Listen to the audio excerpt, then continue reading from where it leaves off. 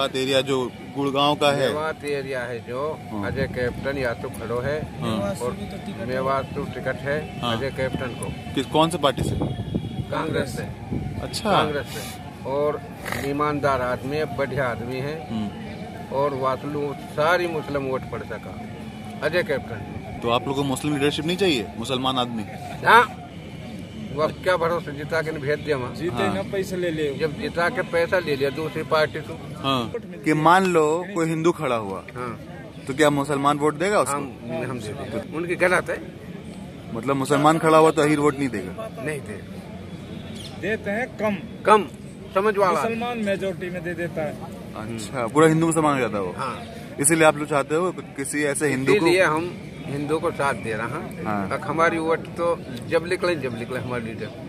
मुसलमान नहीं जीत पाएगा लोकसभा का चुनाव उस एरिया से, क्योंकि इधर हिंदू वोट ज्यादा है अहीरवाल में। वो अहीरवाल से भी लेगा प्लस मुसलमान मोहम्मदन वोट, वो सारी मतलब ये इकट्ठी हो जाएंगे उनके पास। हम तो चाहते हैं जी, लेकिन क्या है कि वो कई बार बना भी दिया तो वो कुछ विकास नहीं करते, तो क्या करें हम फिर। कांग्रेस को क्यों चुनना चाह रहे हो?